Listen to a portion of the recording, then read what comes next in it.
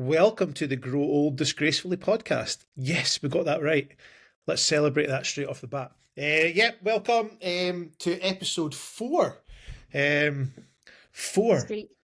The one after 3, the one before 5. So it's all good. How are you, Ruth?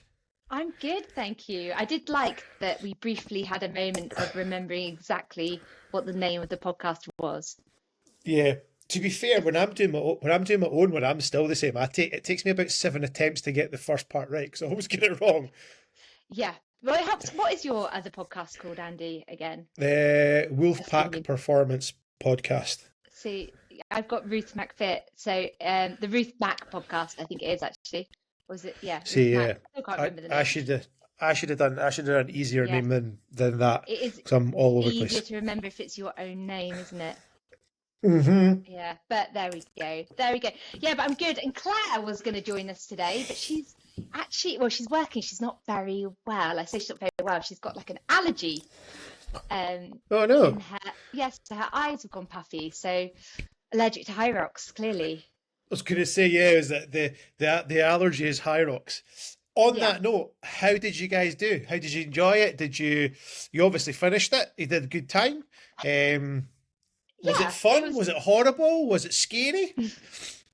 Well, I went in with I kind of had done them before, and I've done doubles before, and I've done one solo before. And so I didn't go in thinking that I'd be getting a PB because Claire's never done it before. So my whole thing was make it so she wants to do it again. So I have another doubles partner.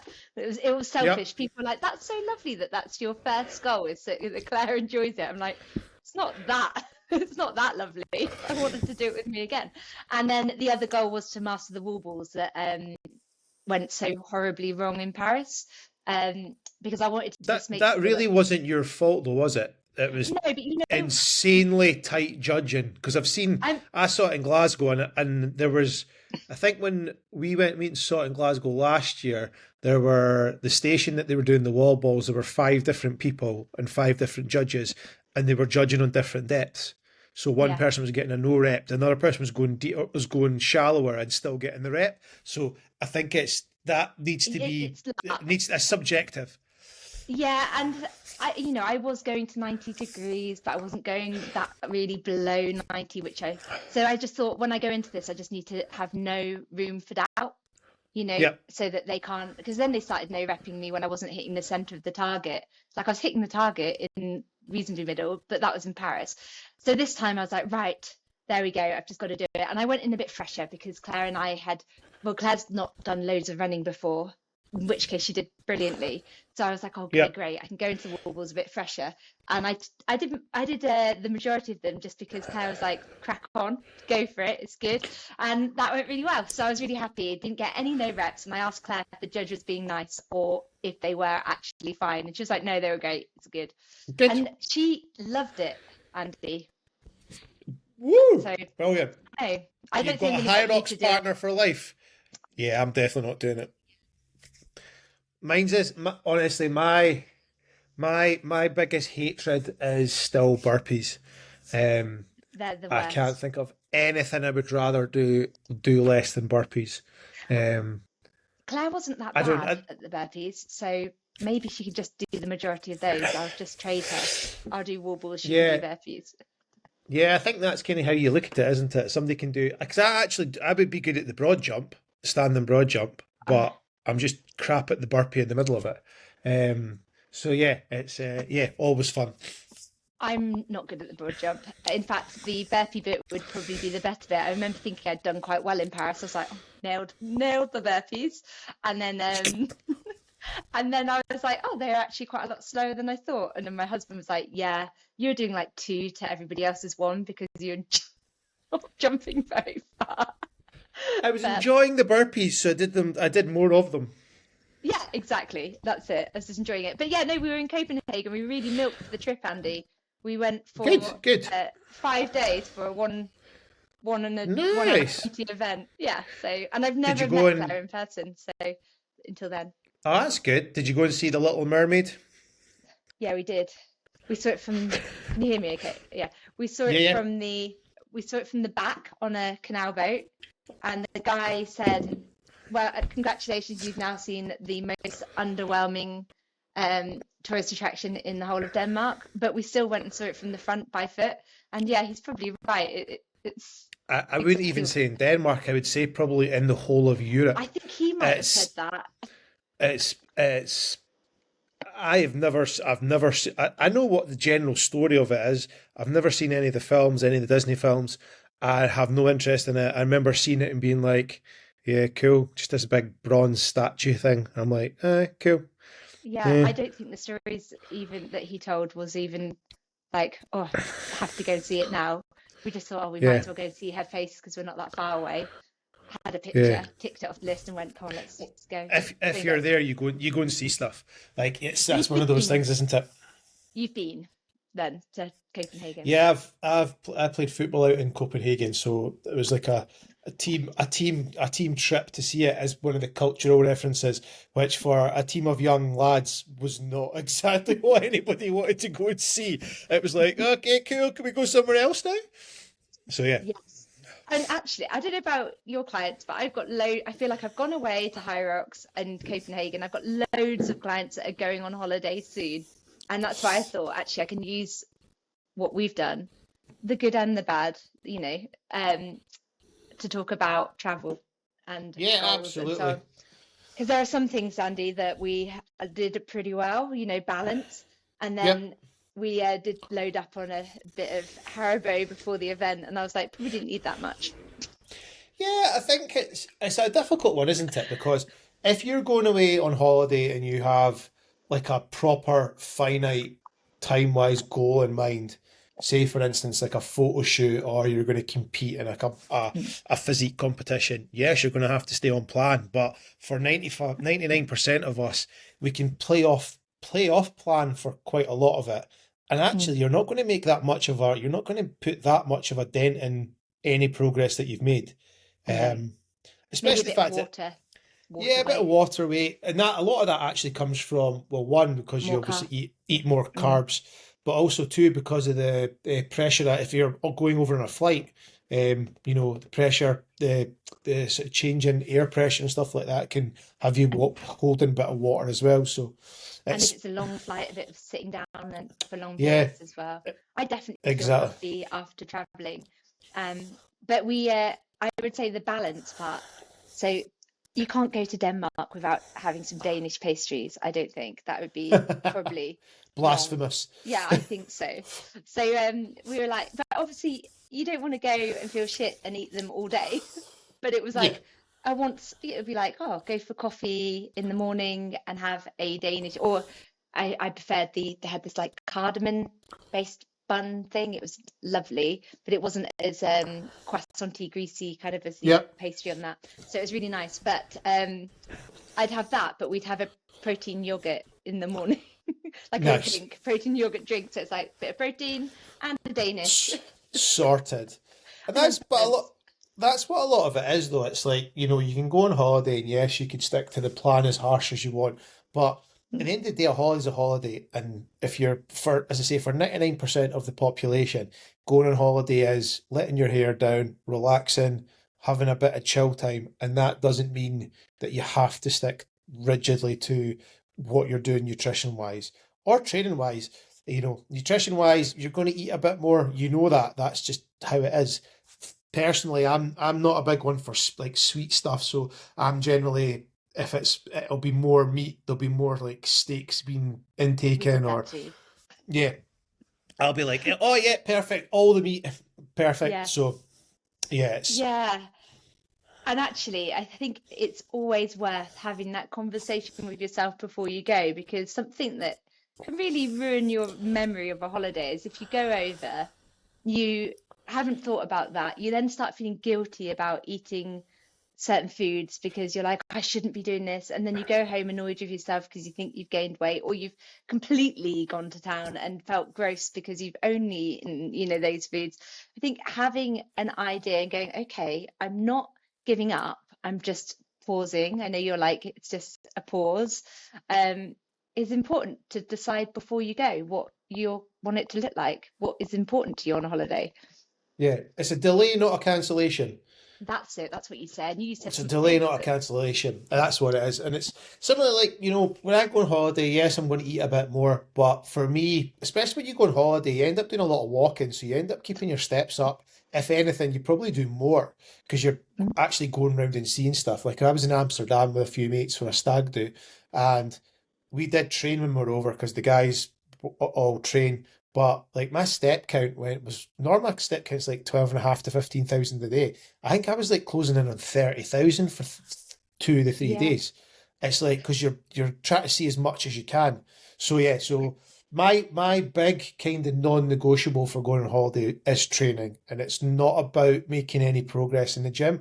Mine's just genuinely because if I don't train for 5 days, I end up looking like Quasimodo. I start to seize up. I start to stiffen up. Everything starts to tighten up, and I just feel like a half-shut knife. So I train for movement, like kind of. I'll go in, and the majority of it's like vanity training when you're away because if you're going to unless you've pre-scoped it out, which I generally do, and you go to a hotel gym, you've generally got dumbbells up to 18 kilos, 20 kilos. Like I'm not going to be making.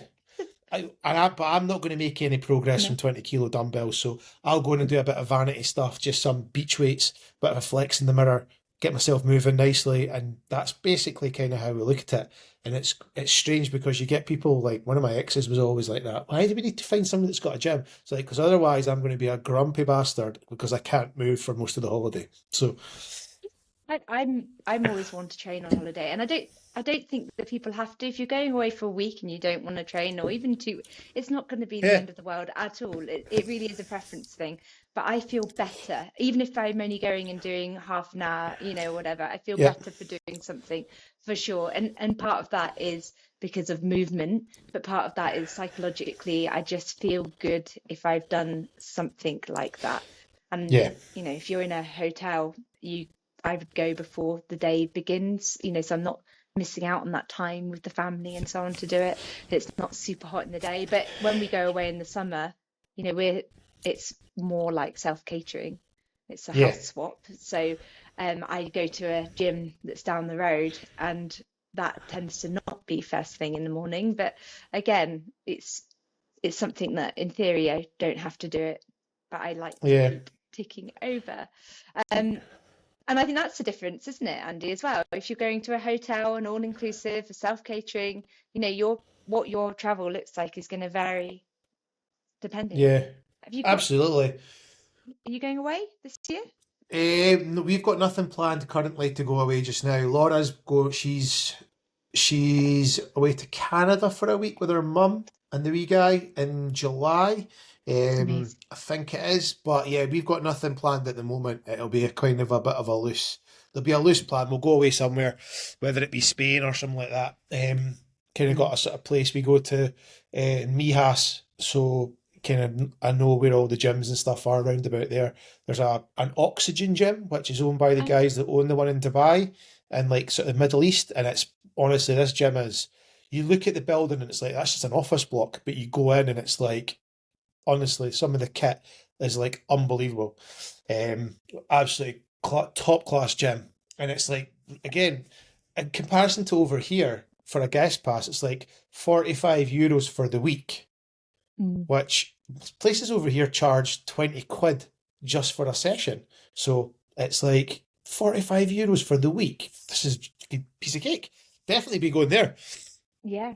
Actually, that's something because I train in a studio gym Mm. that's got mainly free weights. It doesn't have much machine weight. So when I go away, I find it like, whoo, I've got loads of access to machines and so on. So I'll train a bit differently. I'll use more machines because I can, and that Yeah, and feels it's good. nice to, but again, it's also nice to have that little bit of a change up as well. So like if there's a gym there and there's the access to sort of kit that you don't normally use, you're like, oh, happy days.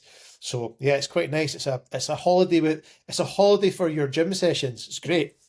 Yeah, I mean, not everyone's going to get excited about that. No, no. One thing I do struggle with when I'm away is if there's no access to a gym and I have to do like well, the options home-based workouts, I do find that motivation to do, like today, I was going to do like a mobility style, bit of strength, bit of mobility, rather than a full gym session. And I've got my garage gym, but I thought I'll Yep. do it outside.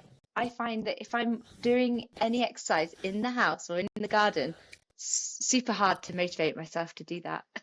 Yeah, I think that you can get some pretty good results with training from home, but personally, not for me. Like, I need my head to be in a different place. I need to have a head in an atmosphere that's sort of like a training atmosphere. So Mm. it's quite difficult. During COVID, I obviously had access to the studio, so I was able to go to the studio and use the studio during COVID, but that probably I lost motivation after about maybe one session in there because I'm like, I'm here at all times. This is where I work. Um, I just can't do it. So yeah, but you can make some good stuff. But for personally, it's not, I'm never gonna be able to get switched on to work training from home unless you win the lottery and you can build like a fully functional gym in your house. Like The Rock has basically when he goes on set, he takes a bloody massive big tent with him, and it's basically all the gym kit that you could ever want that goes with him. I'd be motivated by that. One day, Andy. Actually, I find that even if I had a space that's dedicated, it would be okay because it'd be like as long as I can Yeah, get away from distractions. So it's if my family are around and chatting to me, then I find that harder. But if I can, so when we were in Barbados, I was mainly going to the gym to work out, but occasionally I do little circuits and so on for Instagram or community, and I'd go onto the decking because it was like away from other people. But if it's in a room where people are walking in and out, I'm like, no, I can't. yeah. I can't. I'm quite There's fussy. nothing worse than trying to train when there's like kids' toys in the room or you're got just like your washing baskets in the corner. You're like, no, And this isn't for me. you're just noticing all the things that you are meant to, that need to be done in the house as well. Or if Yeah, you lie down into like a plank position and then you see under the sofa and you're like, oh God, I need to that's hoover that. I need to sort that out. So yeah, just pretend it's not there. It's all Yeah, good. shut your eyes. Yeah, but at least when you're away, it's not your mess. It's somebody That else's to sort out. that is true. That is true. So yeah, it's whether I guess if you're going to be self-catering though, you can focus on still having a decent breakfast and making sure Yeah, you set yourself up for the day. yeah, and I think this might sound harsh, but I think it's an excuse if you decide to blame where you are for how you eat. Because at the end of the day, we've all got to be kind of a bit more adult about this and go, yeah, it's a buffet breakfast, but I didn't need to have 27 plates. I could have had two when I was sufficiently full enough. I'll put my hand up. I am bad for that. That is like breakfast for me. I'll generally, when I'm at home, I'll have a protein shake and I'll not eat till lunchtime. But on holiday, breakfast, I'll smash everything on the breakfast platter. Bacon, eggs, you name it. It's generally pretty good, but just huge amounts of it. You can probably get away with it a bit more. Do you know, I think it's because when we go into those buffet rooms, and you've got to remember you're there for a week, 10 days, 2 weeks, Yeah, you walk into that room and it's like, it feels like that scarcity mindset. I'm not going to have this for very long. But actually, I find that for me, when the last time I went on all inclusive was like a few years ago, but just knowing I'd have a routine with my breakfast. I'd go and wait for the man to make the omelette, and have one of those, and then they'd have grilled meats and things like that as well. So I'd kind of pick wisely with that. But I also could remind myself that maybe I'd have one of the things today, but there'd still be the other things there tomorrow. So it was like I will try that, but I want to try this today, so I'm going to try that tomorrow. And I think that's how I'd approach it. If you've got pastries at breakfast, I don't like a pastry really traditionally for breakfast. I know I'd have the buns, but like a croissant for me doesn't do it for me at all. yeah, So I find them quite easy to leave because I know I'll be hungry. But yeah. I'm um, not a massive you fan know, of stuff like pain au chocolat or croissants and stuff like that. My kryptonite at breakfast time is pancakes and okay, maple syrup. That is, if you want me to put on a lot of weight, just keep banging out pancakes in front of me with bacon and maple syrup, and I'll be sorted. That's kryptonite. The thick pancakes. Proper like drop scone ones, rather than this crepe. Excuse me, crepe shite is basically what I'm going to say, because that thin crepe shite just doesn't cut it. Does not cut it. We've got one of those like range Arga things. Like they're good for making drop scones or Scotch pancakes. I will just make it directly onto the top. Oh, nice. Yeah, and actually, my boys love them. But I bought a thing where you put the batter in the center, and then you just click the button, so they come out in nice little perfect circles now. Oh, that's. But they're, again, the boys love them. But I didn't. Do you know the secret ingredient for good pancakes? Is it butter? You can say butter. Fizzy water. I use I think mine have got a bit of bicarb and baking powder in them. Yeah, but at the end, as you're finishing it off, just put a wee bit of fizzy water in and stir it up, and it just makes them nice and. Because I don't do butter in mine, but I have heard somebody saying in crepes they put melted butter in. Nah, I wouldn't put butter. Mine would just be flour, eggs, touch of sugar, baking powder, touch of bicarb, and then just the fizzy water. I wouldn't put butter through them. That's wild. I'd put butter on them once they've been cooked, so the butter melts and it melts in with the maple syrup. Yes, but not in it. Not in it. I definitely would be a fan of the maple syrup and the bacon on a pancake, for sure.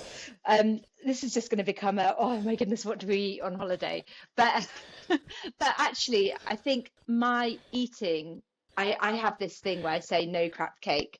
And I'm not saying that you never eat anything bad, but it applies to kind of everything. When I'm there, even with that breakfast that I was, the pastries I was talking about, it's like, well, I'll have this today, but if I'd rather have something later. So if I'm going and having a cake at breakfast, I'd be like, that's not that nice looking. And I know that I'm going to find a bakery later that there's something I'd rather have. So I'm going to wait.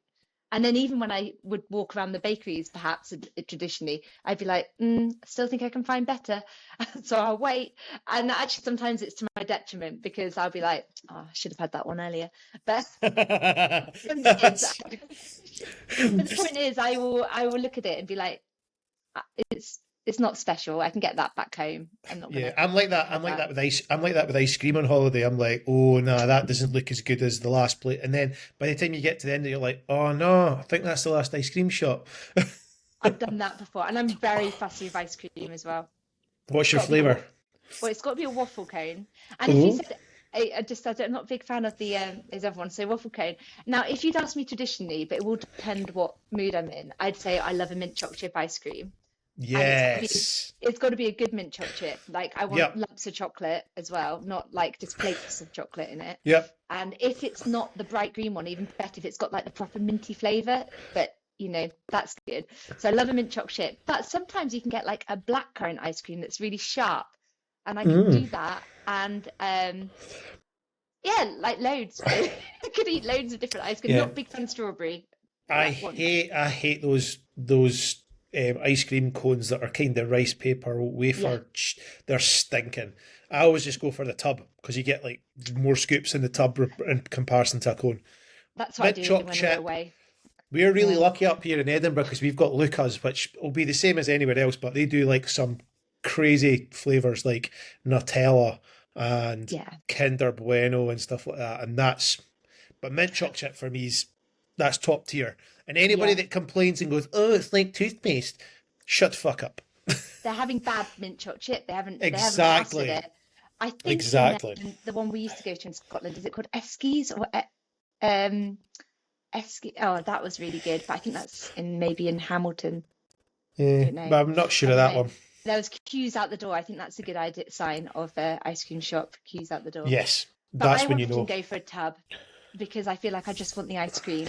But if I am going for a cone, it's a waffle cone, 100%. This is really giving people great advice, isn't it? We're giving them advice on what ice cream you should go for. I love food. I do. I really like food. And I think that I actually listened a little while ago to this, I don't know if it's a podcast or a book, and they're saying there are some people that just don't have that same food drive. Like, they don't love food. and they genuinely could just take or leave anything. They'll eat to stay alive, but they really don't care. Whereas I genuinely enjoy going to Borough Market in London, be like, oh, that's lovely, but I'm not going to feel good if I eat all of it. So it's not going to benefit me to eat to the point where I feel gross. So I can balance it out. That's what it's about for me. Yeah, I'm the same. I'm a massive food fan. I enjoy making it, I enjoy eating it. So, it would take a lot for me to not enjoy food.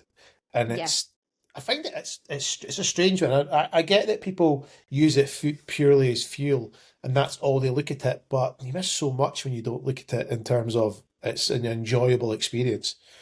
And as I say, you go on holiday, you get so many different cuisines when you go on holiday. Why wouldn't you want to try all these different cuisines? So, and that is something that I think that helps you embrace a kind of cultures when you're away. Some Claire was better at than me in Copenhagen, because she was having the small bread with like the herring and things on it. And I was no, that's too far. That's too far.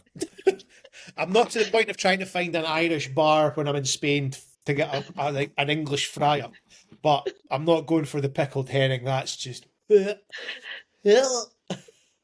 She said she loved it. We need to have words with her, because that's just not right. There's something wrong with the girl. There's something wrong with her. She did Hyrox and she's eating pickle. How did that go when she's eating pickled herring and then doing Hyrox? That must have been a cloud following her around. The Foovers running behind her must have been in hell. It was the next day. She ate the okay, that's it. It was on the Saturday that she ate the pickled herring. I was like, not for me. So I was having this like hot smoked salmon thing, and she was having the one with the like the herring, the prawns. Fermented herring. And she said it was the best on the rye bread. Yeah, so we had different food tastes, but apart from steak, we did go for steak, and that was delicious. But it's good to try the local cuisine to an extent, Yes. Unless it's jellied eel or herring. Jellied eel, no. Pickled herring, no. Paella, love it. I'll be there every day. Yeah, but in the Caribbean, I'm afraid, don't hate me, everyone, but I'm not a big fan of plantain either. Plantains, I just find it boring. I've tried to cook it. I've tried to cook it as well, and it tastes like chewy wood most of the time. It's so dense. People will tell us that we're cooking it wrong, but the other one is breadfruit. I'm sorry, I feel like I'm just like don't like that either. But that's like a dry thing that they're making to chips. It's like grows everywhere. But again, and people are like, oh, you have to have the breadfruit chips, and I'm like, no, not a fan. So I think if you have to I'm going wild out on this one and say that I think one of the most overrated foods ever is sweet potato. Yeah. Sweet potato is shit. It is awful. It tastes like ass. You can't make good chips with it. Why would you? This is taking something from a comedian. Why would you think that you could make chips better?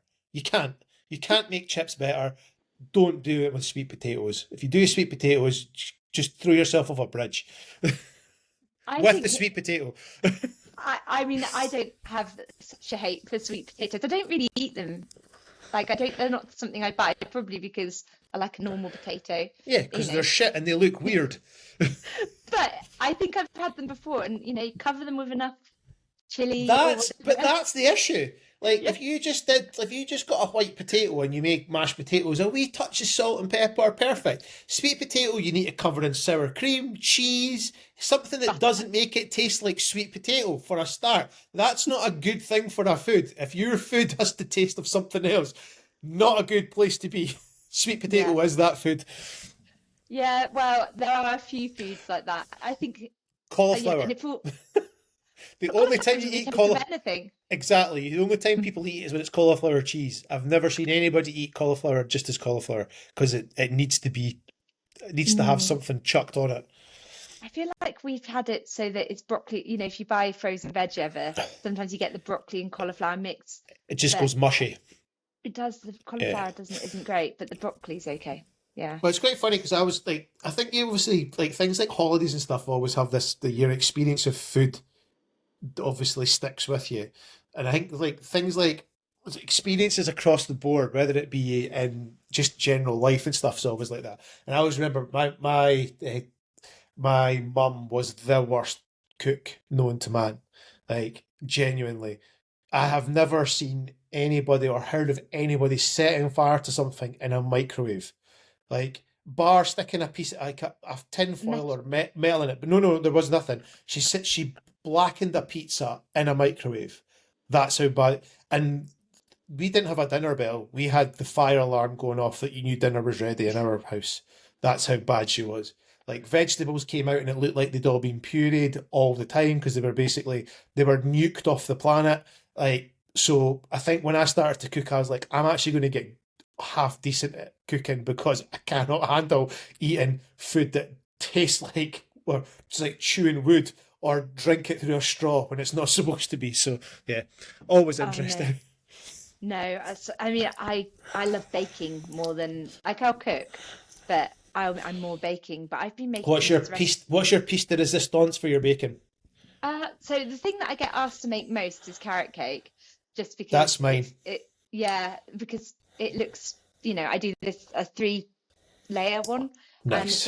and then cream cheese frosting on the outside, so then it looks more celebratory. So people ask me to make that.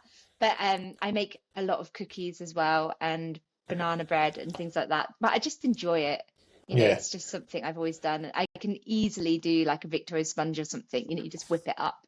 Yep. That's job done. Are you baking then? You look like you're saying yes. Yeah, I do. Yeah. But one of my one of people are the same. Like, my carrot cakes are renowned up here. I'm not blowing my own trumpet on that one, but it does help that the cream cheese icing does have about 3.5 kilos worth of icing sugar in it, though. It's basically, you can put the knife in it and it stands at like 90 degrees because it's so thick. I think that you might be using the same recipe as me then, Andy. And it always amazes me because people ask me to make it and I'm like, I'll give you the recipe. It's like easy, but they don't seem to find it easy. So, and what I've realized is I videoed myself making a sponge the other day because a friend of mine had made the most shocking cake for her daughter's birthday again, and I was like, what are you doing? It's turning out looking like she's just cut a lump of tree. I think what she was doing is opening the oven, having a look and slamming it shut so all the air comes out of the sponge. That's what I think probably she's doing. So I was like, I'm going to film me making a cake.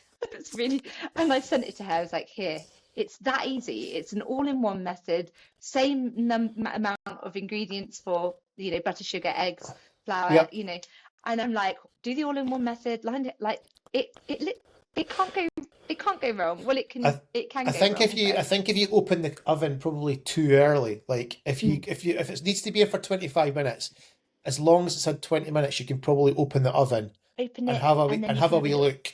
But if you open it at like 10 minutes, that's when it all just goes. If it's just starting to come up, and then you open the oven, you'll kill it.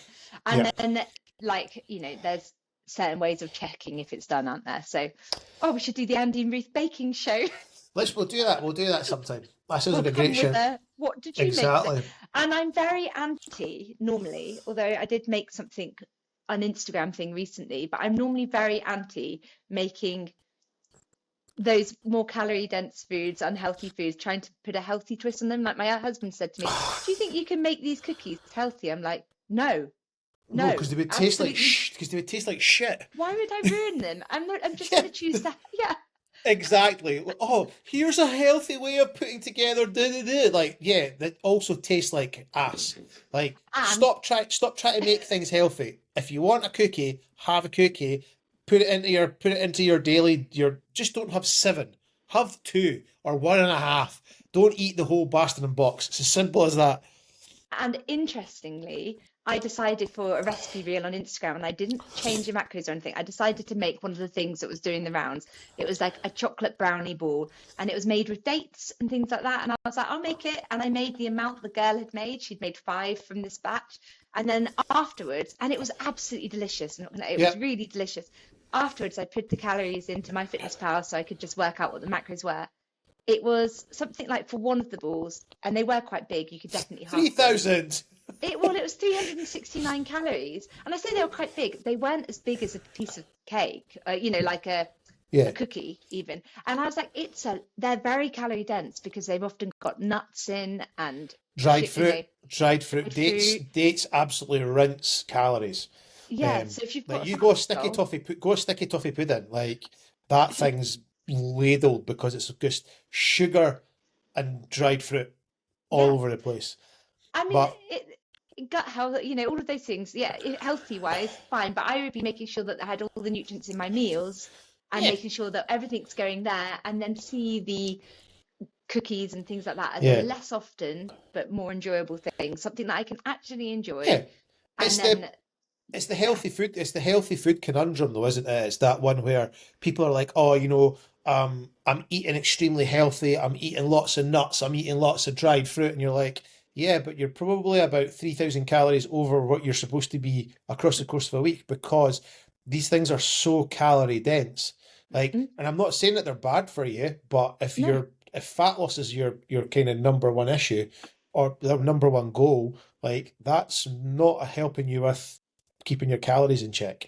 And I think no, that's, it's the same thing, you have this discussion all the time. Like, you could set up two people with fat loss goals, one who you could basically program McDonald's meals 3 times a day, and somebody who eats proper, like unprocessed, what you would deem as healthy food. And you'll get fat loss from both of them. The person that eats McDonald's 3 times a day is going to be probably more hungry. Their gut health's probably not going to be as good. But you can still do that, and it's all to do with calorie control. And I think healthy food, most people with healthy food, you can't eat enough because you try and eat on a surplus on rabbit food, you're going to mm, be eating vegetables all day to get anywhere near the calories that you need to be in a surplus. So we have that kind of the reason that most people do start to lose body fat when they're eating healthy is because one, they can't eat that much because it's so filling, and it's mm. obviously your stomach's full of stuff, and that's why it is. It's basically you've mistakenly jumped into portion control. And actually, people will often say, since I started with you, I'm eating more, but I've lost weight. And it's like, yeah, you're eating more volume, but Yeah, you're not eating more calories because yeah. it's nutrient dense. It's not calorie dense. But I did have a friend who said to me that she felt like she was eating too many biscuits in a day. I was like, oh, okay. And then she came over and she was like, I cut out the biscuits, but I've gained weight. And I said, what are you eating instead? It was really funny. I was like, what are you eating instead? And she said, I'm just having some nuts. I went, okay, show me how many Go nuts. And back, I got go this, I back to got go this, back to the biscuits. Go back to the biscuits right well, now. she was only having like 2 or 3 biscuits. And I got the scales out. I went, tell me how many you are having. She's having 600 calories worth of nuts. She was just picking on nuts Holy because she shit! was seeing them. She's And quite she'd an be extreme eating three. She'd example. be eating 3 biscuits and probably having like 250 calories, Max. if Yeah. maximum. I Yeah. think she was having bourbons and they were like 80 calories each, Wow. you know. But Mm. that's the kind of stuff that people who like a lot of people do have good knowledge about nutrition and stuff nowadays because of being more aware of calories going into food, etc. But I think a lot of people still don't have that. If you were to actually go and track your calories for a bit, you would see where you need to cut back in potentially, and also you would see that actually things like nuts, which everybody would deem as healthy, they pack a punch. They pack a punch, and if you're aiming for fat loss, is it going to be something that's going to be detrimental? Yeah, because it could potentially push you over into a surplus, and You you wouldn't probably even need to know it. weigh them. Yeah, you probably just need Yeah, to know what a portion looks like. It's like 25 grams. It's not very many. It's fine. I would, because they're healthy fat, right? But I'd yeah, sprinkle them on the top of something. So I've been having overnight oats recently, and I yep, don't love peanut butter, but I'm sprinkling a few nuts on the top, and then I'm like, yep, cool, I've got a little bit. But I'm putting on like seven. I did weigh it out, and I'm having like 7 grams of nuts on the top of them. It's like yeah, just a little sprinkling. It's not very much at all. You could have more. Like I used to do it with my other breakfast where I was putting 20 grams of nuts on the top. It's fine, but I still weighed it because it can just go, take a yeah. handful and it's And loads. I know that everybody wants to kind of push towards like intuitive eating, but I think a lot of people just aren't designed to eat intuitively. Like they don't really have the cues for hunger, for appetite, etc. But also, I think that like things like intuitive eating, I think you get an awful lot of the intuitive eating disciples who claim that counting calories is horrific and bad and stuff. Like, where did you learn how to work out how many calories were in your food? The easiest answer is to go and track calories for a little bit, to understand portion control, to understand what calories are in different types of food. Like, I've not tracked for years, but I know for a fact that 150 grams of chicken's 30 grams of protein ish. Yeah. A large egg's about 10 grams of protein and maybe about 5 grams of fat. And this is stuff that you learn as you do this kind of stuff. It's like becoming a personal trainer. You don't just jump in the deep end. Well, I know a lot of people do, but you don't jump in. You got to go and learn how it works. And I think tracking calories gets a bit of a bad time because people look at it as this negative thing, when actually you should be looking at it as a learning experience. This is how you learn what food is, how much is in it, what it's going to do, what it potentially is going to be for you. I think even if it's not necessarily tracking them, but looking at the meals you're about to eat and go, oh, this meal actually that I've planned to eat on that day is around 600 calories. I also think that when it comes to intuitive eating, if you've committed to yourself, and I think this is really hard to do, but if you've committed to yourself that you're only going to eat whole foods, crack on, eat intuitively, because you're going to struggle to overeat those foods. But the foods that we often have that are calorie dense, the ultra processed foods, they are designed to make you want more. Yeah. And it's really hard to eat those things intuitively. Like if you start eating those sorts of snacks, unless you've decided beforehand, I'm only going to have that much, it's quite hard to stop. Yeah. There are certain things that like fill you up. I do find that if you've got a homemade cake or something like that, you could have a slice of that more easily than if you went and bought sweets, for example, which you could then just chow on down. And I'm sure that there's something to do with, the fact it is a little bit more like whole food-ish than if you were going and just buying crap, but I don't know. But yeah, so I'm with you, Andy, on the fact that you don't have to track calories, but you need to know roughly what you're eating. You need to understand. You need to understand food. That's kind of the big one. It's the same with training. You don't just blindly go into the gym and hope that you know what you're doing. Learning about how to lift properly and, progressive overload, all these kind of different things that we speak about in the gym. You learn that stuff. It's exactly the same as nutrition. It doesn't just come and fall into place, unfortunately. I still hate going into a gym without a plan. Like I like to know I'm doing a phase or workout block. This week, because I'm post Hyrox, I agreed with the guy that writes my sessions that we'd start them again next week. And I'm like, I don't like it. Like I can plan my own sessions, that's fine. But I'm like, but I haven't got them written down. It's a busman's holiday. Like we do this. This is what we do as a living. Like, I could probably go and I'm pretty adept at DIY stuff. I could go and do some plumbing, but is it my expertise? No. 2, I'm probably going to get covered in shit and I don't want to do it. So let's hire somebody to do that for me. Like I'm the same. I've been training now since I was like 8 years old, and I still I have a bundle of programs that I'll work through. And if I need something new, I'll hire a coach to do it for me, because I'm not one to do it myself. Well, it's just that you're always going to put off writing your own program. Like I just went out and did a bit of, it's sunny outside and quite warm, and I thought I'll do a bit of kind of I did some more like weighted Cossack squats, the low snatch Cossack squats. I did some like I held like the 15 kilo kettlebell, but did windmills because again just show the stability a bit of, and I was like, I'll do a bit of mobility, I'll just kind of go through the motions. But the whole time I was like, how many rounds should I do? Should I sets? Should I just do and you also don't program the exercises you don't like. So Bulgarian split squats. For Bulgarian split squats, I would never program them for myself. Every single client will have Bulgarian split squats, but when I put them in my own program, would I shit? No chance. But because they're in the program that somebody else has written me, I'm like, shit, I need to do this. So you got to do it. You've just got to man up and get it done.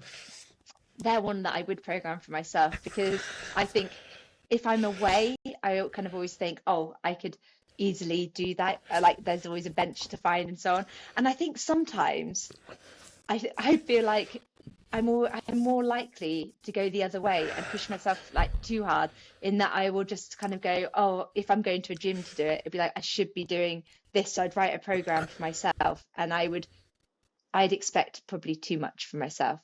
So Yeah. it's almost better sometimes the other way as well, Yeah. because you do too much. There we go. That was I have a couple. We've got a couple of questions before we finish that yeah, that cool. got popped up. Very active life, dog walker, plays netballs and lifts weights 2 to 3 times a week. But I'm always hungry. What would your advice be? So she's always hungry. Yeah. And if well, again, we've sort of covered this, because it does go down to what you're eating. So if you're always hungry, food noise can be there because of habit and things like that. It can also be because you're not sleeping enough, you're stressed and all of those things. But it can also be down to not eating enough during the day. And when I say not eating enough during the day, I don't just mean calories. I mean the nutrients in the food. If you're eating 3 decent meals a day with plenty of protein, fiber, veg, whatever, then it's much easier to cope with hunger. So without knowing the details, it's quite hard to know that Yeah. person's specific. But if she's active in that sort of way, that can also drive hunger, Yeah, as exactly. well. That's exactly right, isn't it? It's, the more activity you do, the more your appetite has the potential of ramping up because you're doing lots. And exactly as you said, it's for a lot of people, getting the food volume side of things right is always kind of the first thing to get in play for, especially if you're in a deficit. You find calorie calorie sparse foods that you get lots for your big bang for your buck. It's why most bodybuilders will do salads when they're on a cut, is because you get a lot of food for bugger all calories. Greens, all these things, pretty low, which is always, I always laugh because I don't know if you see the stuff like the vegan vegetarian stuff, and I'm not knocking anybody who's vegan or vegetarian, but they're like, oh, you can get the same amount of protein from broccoli as you can from steak. And it's like, well, you can, but you're going to be eating probably about three and a half fields worth of broccoli to get the same protein. So I'd like let's to just try. Oh, could you imagine the smell? The smell would be horrendous. There are other ways of getting protein if you're vegan or vegetarian that can be better than going for the broccoli route. Yeah, exactly. Another question. What is the reasoning behind training certain exercises with a raised heel? Okay. Do you want to do that one?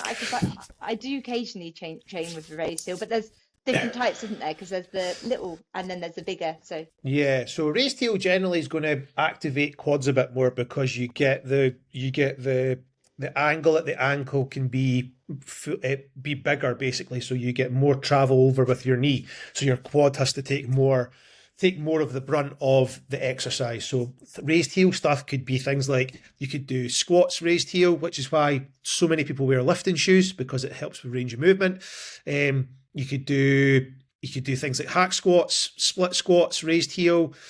I've seen people doing stiff legs with raised heels, but my biggest issue with that is that doesn't make any sense, because the whole point of a stiff leg deadlift or any form of hamstring exercise, RDL, SLD, is that you need the heel to be planted on the floor, because the drive is through the heel, because the push is backwards. So if you're on your toes, you're tipping forward, so the hamstrings are coming out of the exercise.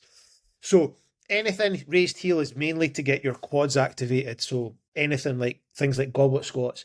I would also say that you're probably better off to work with a smaller raise than a bigger raise. So I've seen people doing raises on like 25 kilo plates, like quite dense bumper plates. The biggest issue that you see from most people with that is actually stability, because it's actually pitching you forward. So their movement is like basically like they're trying not to fall off a 25 kilo plate. If you can manage to hold your balance, it's going to get a bigger movement and your quads are going to still work hard. But I would always say probably thickest I would ever use is probably a 10 kilo plate, which is half the width of a 25. But a lot of that's about personal, like the person is individual stability. And if you can control your stability on a higher heel raise, fire on and do it. But for the majority of people, it's the smaller raised of heel will make a bigger difference. Yeah, I quite like if I'm not wearing squat shoes, I quite like Yep. a 2.5 kilo Yep. plate for that. But you do see people with the proper wedges, which Yep. have got grip tape on them.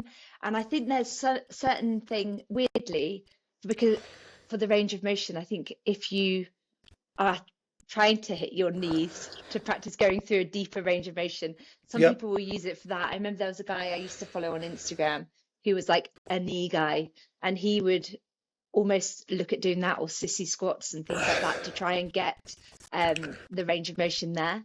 I also find that if you have got, depending on your proportions of your limbs and so on, or your ankle mobility, it can help you keep a more of an upright posture.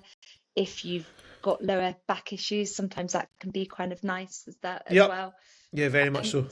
So there are reasons if you've got, and also actually I think to do with the depth of your hip joint and so on. Some people naturally lean a bit forward because of their socket, and so again, if it makes it more comfortable, do it.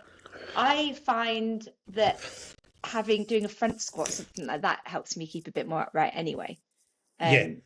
So if I was doing a back squat, there'd be more tendency, if I'm not careful, to lean forward. So if you don't want to wedge your feet up, you could start doing goblet or front squats instead, couldn't you? Yeah, definitely. And again, you could always raise your heels for that as well. But again, a lot of it's about like a goblet squat or like a landmine squat. The position that you're in, you can get very deep into the movement anyway because of the way that the exercise is designed. So do you maybe need to use raised heels? You might not need to. The only issue is they say that's generally the number one thing with when people come in to work with me, and we're looking at things like squats. The biggest thing is generally the ankle flexion. Ankle flexion is not. Do you remember back in the day you were always told don't allow your knees to travel over your toes because it's so dangerous. It's like no, it's not. Your knees can travel as far as they need to go. The only thing you need to think about with something like a squat is that at 90 degrees, right on 90 degrees, your knees are at their weakest point. So going below 90 degrees, amazing. Staying above 90 degrees, brilliant. But if you try and hold anything at 90 degrees, that's when everything starts to wobble around and your knees are not stable. Or not stable, they can be less stable at that point. But there's a little cheat that you can use with that one. And it's not a cheat as such, but it's kind of a little tip. As you're squatting and you breach 90 degrees, on the push back up, a lot of people start to get valgus collapse, so everything falls inwards, their knees start to move in. If you grip your toes like you're trying to pick up a ballpoint pen with your toes, your knees will stiffen out and they'll stay in position. So it basically tightens up the knees on the drive back up. The biggest one with that is relax your toes when you get back to the top, because if you do that for 8 reps, you're going to have toe cramp, and they're all going to roll over. And it's never the most fun thing to get toe cramps. The same as getting cramp in your hands, kind of like, ugh! So. Okay, cool. I used to quite like thinking of it as like corkscrew your toes, like corkscrewing your gripping feet. And tight, turn them in. Turn them as though you're kind of going around the corkscrew, and then your knees will go out more, and then your glutes are more likely to engage. If you're standing there just doing that, you'll feel your glutes tighten up, even if you're just in a standing position. So yeah, definitely. I did see and it baffled me too, I did see somebody using a block for raising their heels for a trap bar deadlift. The problem, but well, there's no need. See, I would say with a trap bar deadlift is more like a squat than it is a deadlift because of the position that you stand in. Most people squat it up rather than deadlifting it up. So if you watch most people trap bar deadlift, it's actually it's a squat pattern that they use. It's not a deadlift pattern. So I would say that mind you, I quite often do lower handles, but I would say that would lower handles is a dead, yeah, you're going to be mm, working from that position. But the higher handles, most people, if you watch a lot of people doing trap bar deadlifts, it's actually squatting. it's a squat pattern that they use, because it's the strongest it's the strongest move, one of the strongest movement patterns you've got. And I feel we know this, your body's really, really smart. I think we forget this all the time. Your body will find the easiest way to get from point A to point B, and regardless of not if that's good technique or utterly honking technique, it will do what it feels is the best way to do it, or the easiest way to do it. Which is why you see loads of people, when they start doing like 1 rep max bench, it looks horrific, because your body's like bangs the elbows out to 90 degrees and goes, right, this is our strongest point, when in actual fact it's, yeah, and it starts looking like a seesaw. And that's not where, you've got to be, yeah, or you you can just be get, able to go heavier if you work on your form. yeah, Eventually, your technique, if you yeah. nail the form, then you'll be able to lift heavier over time. Whereas we Which rush it. that actually ties into the last question. The last Okay. question is, how do you work out where you move from your starting weight, for instance, a warm up, to your working weight? Okay. Do you want to go first? I mean, I'm quite happy to. For me, I have an idea of what I use as a working weight anyway. But if I was 1 rep maxing, I would, for example, and I don't do it very often, I would start perhaps with like a weight I can do comfortably for like 6 to 8 reps, and then I would then reduce the reps down and put the weight up, and then I'd probably even for the 1 rep go with a realistic thing first and then go up from there. If I'm just doing a normal working set, I would, so upper body in particular, I wouldn't want to go, I'd always go a bit lighter. But Yeah. sometimes it's only like 20% lighter. There's a few different ways you can look at this, to be fair. So like things like, if 1 rep max is the biggest one, 1 rep max is you don't want to do too many sets between your warm up set and your working set. If you do 27 sets between warm up set and your actual 1 rep max, you've blown yourself before you've even got to it. And you see that with so many people, like, oh, I'm working up to my 1 rep max. So how many sets have you done? 6. You're like, that's 5 too many. You need to do one warm up set, and what I would class as a feeder set. I would do a warm up set, a feeder set, and then you're going for your 1 rep max. And Would it's you do simple. a 1 rep, because I would do 1 rep, which is what I think I can do, and then if it feels good, I'll go Yeah, heavier. yeah, I would do it. You do like I think a lot of it as well is it's one of those ones. 1 rep maxes you can talk yourself out of really quickly, because it's like, oh shit, this is heavy. But if you were to do one that you're like, say for instance, 1 rep max on squats 150, you do your warm up sets like 60 kilos, and you do 5 reps at 60 kilos. You then jump up to 120 and you do a double at 120.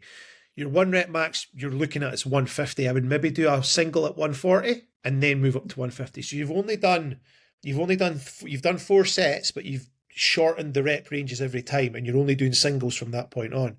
Whereas, like, if I'm doing hypertrophy training, I'll generally do I'll do a feeder set before every exercise. So I'll do my first exercise out the bat. I'll do a warm up set. So say for instance it's bench. I'll do one warm up set, one feeder set, then I'll do my 3 working sets. And then after that, my next exercise, I'll go straight in at a feeder set and then to my working sets. So I'll always have like a one. It's like basically you're feeling out where you are, because you'll know yourself, like day to day, you might have a really good session because you're feeling great. But then the next week you come in and you've had a bad sleep, you've not eaten enough. You go in and you're like, right, I was pushing 20 kilo dumbbells for 8 reps last week.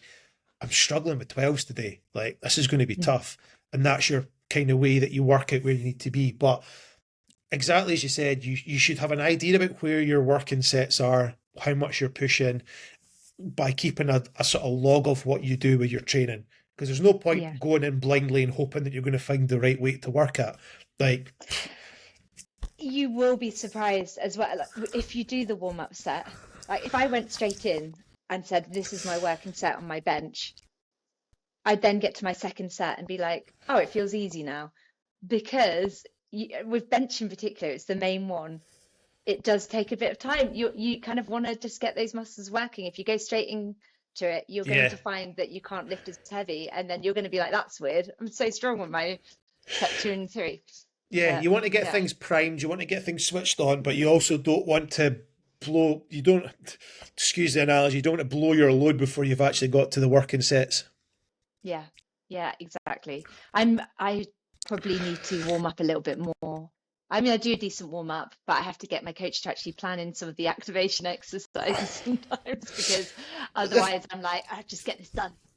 But the thing is, you don't even to do with that stuff like your lifting. You can plan in activation work with your actual training sessions. Your warm ups, your warm ups could be an extra set of bench at the start, so a set of 10 to get things moving. Then you've got a feeder set of 5, and then you've got your working sets after that. So a lot of it's about priming your head as well, isn't it? It's like you come in and your intention, your first set's a bit like, it's fine, I can chuck it around. I don't know if you know, do you find that there are certain exercises that you have to do heavier to actually get the technique right? Yeah. I find with something like a squat, I can throw around 60 kilos for like fun. It's not until I get to about 100 kilos where my squat actually works where I need to, the movement pattern is right. I find 60 kilos, I can throw it around and I'm like hinging off one side, and it can be a bit lazy. I think if I'm doing heavy, a squat would be one of them. If I go heavier on a squat for me, our heavies are going to be different. I feel like I have to engage we're talking about that corkscrew in the bottom. I feel like I'm having to pull the bar down into me a bit. I'm having to tense my core, brace my core. You're priming yourself. Yeah, you can feel all the muscles that you want to switch on. You don't really have to do that if you're lifting pretty light. You can just go through the motion. So yeah, I definitely agree. And there's a nice feeling when you're locking everything in. Yeah, absolutely. Bench will probably be the same, but not that heavy for me because I'm not that great. Yeah, anything where anything where you're having to prime yourself because you're pushing heavy stuff. I find it like dumbbells and stuff. You lock in, you're like, I feel powerful here. I feel strong. And you're like, yes, this is it. Whereas with your it's throwing it around, you're like, it's too light. My body doesn't need to get primed and into the right position because I know I can do it. And my body's going, it's fine. Whereas if you've actually got to force yourself in, it makes it easier. I could probably throw in an overhead press for that actually as well. Give it a dumbbell again, it's one that I think it's ones where you really have to brace your core. Deadlift's a big one as well. Yeah. Deadlift. You see lots of people warming up with deadlift and the form is stinking because you can lift it. You can lift it you could lift it one-handed without thinking. But when you start to get heavy, then you see how their technique is, because they've got to be braced and they've got to be tight and it's got to be locked in position to actually pull it. And it's always fun. And you see them lock into position, it's exactly. a visible thing. And I do think that's deadlift is one that having somebody watch you or to film it and send it to your coach is really important, because of the fact that you need to, yes, you don't want to go too heavy too soon, but there is a point with a deadlift that to see if you need to go heavy enough. You need to push it, yeah. But again, the level of weight of pushing it is going to be different for everyone, isn't it? Exactly. There we go. I mean, I'm going to be back to proper training. I didn't feel too burnt out from it, but proper training. One thing I haven't told you though, I don't know if you can see. Can you see that? I don't know if it for those matching scars. Yeah, this I can't feel the end of my finger now. Did you drop a dumbbell in it, or what did you do? No, it was Sunday before we went away, so that's 12 days ago. So whatever. I picked up a chopping board. We'd had roast dinner, but I didn't realise it had a knife on it. I popped it in the sink, but the knife was then wedged against the sink, and I started scrubbing it. Oh no! And I was like, oh no. Shit. And then I thought, it's probably not as bad as I think. I'll have a little look. And then I was like, oh, it's quite bad. And then it burst in Hyrox. So I was doing the rope pull. I saw your picture, the picture of you like this massive big thing. It's like this. It's like, yeah, my fingers are all cool. I was trying to hide the blood because I thought they'd tell me I couldn't carry on. It's not a competitive sport where you're going to be, please leave the pitch, get yourself attended to. Although you don't know, you never know. You might have been told, you're bleeding all over the place. Shuffle. Well, it would be the equipment. If I got blood on, I was like, they probably rightly. So I had some spare rubbish plasters in the back pocket. And I was just trying to cover it up so no one could see. So next time you do Hyrox, you need to remember masking tape. Yes. Jammer. But anyway, then now I've took the plaster off for the first time in a while, and I'm like, it is numb on the end, so there's something going on with the nerves. But hopefully it will heal. Mine's was an axe. Oh, that sounds way more impressive than a knife. No, not really, because I chopped a bit of wood and I went down to pull the axe because it got stuck in the wood. So I went down to wedge it. Stupidly, just put my hand on the corner of it, opened it up, and it just went whoop, through and I was like, "You silly bastard!" Is it deep? Is it because it's hard to tell, isn't it, from the thing? Nah, it was pretty superficial. It's a wee bit painful, but I don't have any lack of feeling in my finger. Well, I didn't realise I did. I mean, I had to do the till your finger went meh. I mean, it's not. I was just like, I am not doing Hyrox because of a finger injury. Seriously, imagine saying next time super glue. Super glue. Well, my friend, I went down to get some butterfly stitches and hair, and I couldn't put the super glue in it because it wouldn't stop bleeding. So I needed to wait. Gunpowder in a match. I needed cauterize it. Yeah. But you know what, Andy? I won't be doing that again. Absolutely. It's always a learning point. And I guess on that note. On that note, as always, at the end of the podcast, please give us a follow on Instagram. Ruth is at Ruth McFit. I am Andy_Wolfpack. Please rate us on wherever you get your podcast, Spotify, Apple. 5 stars is great. It helps the algorithm and people to be able to find us, and hopefully we can help them with training and nutritional advice and a bit of banter along the way. I think that's it. Advice on cake, we've got you covered. Okay, this episode, this needs to be called the cake episode. It's going to be about travel, but actually, travel and baking. Yeah, I think it's less often more enjoyable. Enjoy the cake. Don't make it. Don't make it. A good cake. Don't be the cake. Enjoy the cake. Yeah, exactly. What Andy said, whatever that means. Whatever that means. Be the cake. And don't be the cake. Oh dear. Yeah, on that note, subscribe and then you will know exactly when we'll be back next time. Thank you very much. Ciao.